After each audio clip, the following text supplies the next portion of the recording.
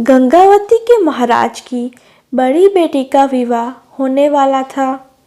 अब जबकि विवाह एक राजकुमारी का था, राजा ने मंत्री को आदेश दे दिया कि विवाह में किसी प्रकार की कोई कमी नहीं होनी चाहिए। मंत्री, सेनापति से लेकर महाराज के सारे कर्मचारी विवाह की तैयारियों में जुट गए। सभी व्यापारियों को बुलाकर उन्हें अलग अलग काम सौंप दिए गए। विवाह की वस्तुओं का प्रबंध करना कोई बड़ी बात नहीं थी। बड़ी बात तो थी कि ये सब राजकुमारी को पसंद आए। इसके लिए मंत्री ने नगर के सबसे बड़े और बुद्धिमान सेठ को बुलाया और उनसे गहने, कपड़े और बहुमूल्य रत्नों का प्रबंध करने के लिए कहा। विवाह में अभी 3 महीने बाकी थे, तो उस सेठ ने अपने बड़े मुनीम को बुलाया और उसे एक सूची देकर कहा, राजकुमारी के विवाह के लिए हमें ये सामान दिल्ली से लाना है, इसलिए तैयारी कर लो। 1 सप्ताह बाद मुनीम तैयार होकर आया, लेकिन उसने बताया कि वह दिल्ली अकेला जाएगा। इस पर सेठ को गुस्सा तो आया, लेकिन वह चुप रहा। सेठ ने मुनीम को समझाने की कोशिश की कि वो दिल्ली में किससे मिले, किससे नहीं, कहाँ सही सामान मिलेगा, लेकिन मुनीम को यह सब सुनने में कोई रुचि नहीं थी। उसने सेठ को टोकते हुए कहा, श्रीमान, मुझे देरी हो रही है। आपकी बात मैं समझ गया हूँ। सुना है दिल्ली बहुत विकसित है, वहाँ रोज मौसम बदलता है। ऐसे में मुझे वहाँ अपने ही दिमाग से काम लेना पड़ेगा।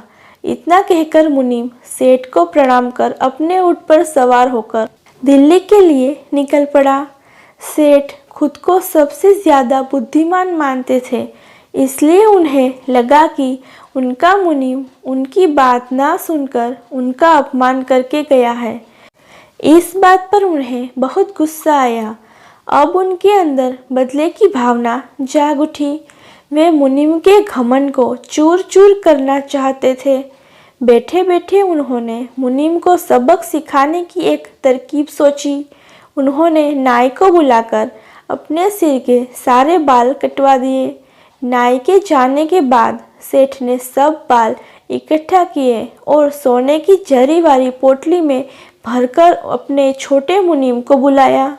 जब मुनीम आ गया तो सेठ ने कहा, ये पोटली यही रह गई है, इसे तुम जल्दी जाकर बड़े मुनीम को दे देना और उसे कहना कि इसे दिल्ली के बादशाह को भेंट कर दे। जब वह पोटली शहंशाह को भेंट कर दे तब तुम वापस आ जाना। छोटा मुनीम वह पोटली लेकर दिल्ली की ओर निकल पड़ा। बड़ा मुनीम दिल्ली में 1 सप्ताह घूमते हुए सेठ की बनाई हुई सूची के सामान का मोल भाव करता रहा। 1 सप्ताह बाद छोटा मुनीम दिल्ली पहुंच गया और सेठ के वचन अनुसार वह पोटली बड़े मुनीम को दे दी। साथ ही यह बता दिया कि यह पोटली शहंशाह को भेंट करनी है। दूसरे दिन दोनों मुनीम शहंशाह के दरबार में गए। बड़े मुनीम ने छोटे मुनीम को बाहर ही रुकने के लिए कहा। स्वयं वह उस पोटली के साथ कुछ और उपहार लेकर शहंशाह के सामने पहुँचे और भेंट देते हुए कहा कि यह सब हमारे सेठ जी ने आपके लिए भेजा है। बाकी सब उपहार तो खुले हुए थे, इसलिए सबको दिख रहे थे। बस एक पोटली ही थी जिसमें किसी को नहीं पता था कि क्या है। शहंशाह ने जब पोटली खोली तो उसमें से बाल उड़ने लगे। पोटली में बाल देखकर शहंशाह का पारा 7वें आसमान पर चढ़ गया। वे गुस्से में बोले, तुम्हारे सेठ की इतनी हिम्मत कि हमारे साथ ऐसा मजाक करे। सेनापति, इस मुनीम की गर्दन धड़ से अलग कर इसके सेठ को भिजवा दी जाए। छोटा मुनीम इतना सुन वहाँ से भाग लिया। उसे डर था कि कहीं वह भी बड़े मुनीम के साथ न फंस जाए। जब वह गंगावती वापस सेठ के पास पहुंचा तो उसने सारी बात सेठ को बताई।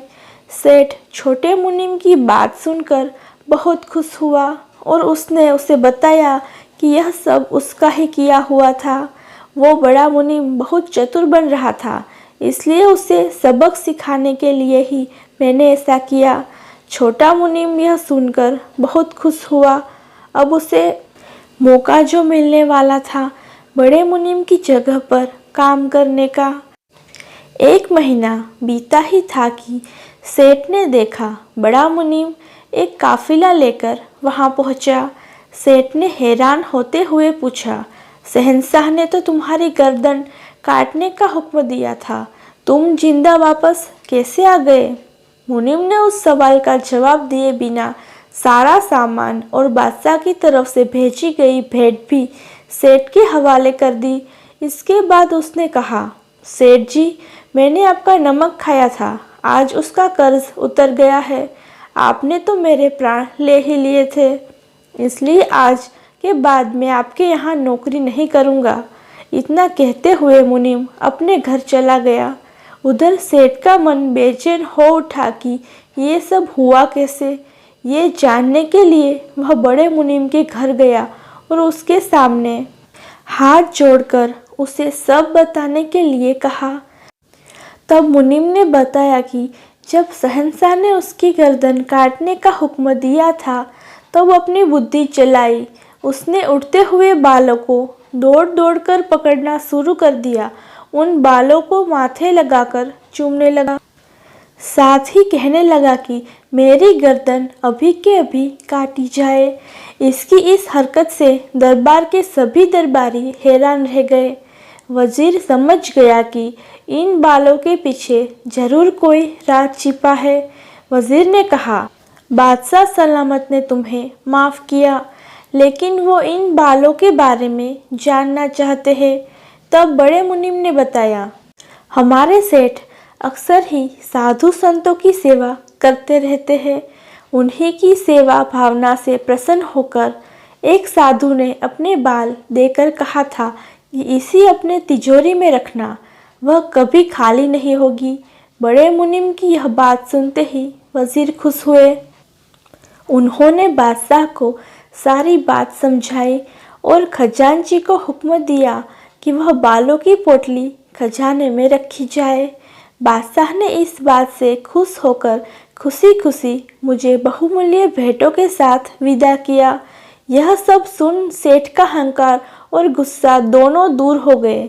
मुनीम ने भी उन्हें समझाया, किसी से शिक्षा लेकर हम कुछ हालातों का सामना करने के लिए तैयार हो सकते हैं, लेकिन जब नए हालात पैदा हो जाए तो हमें अपनी ही बुद्धि से काम लेना पड़ता है।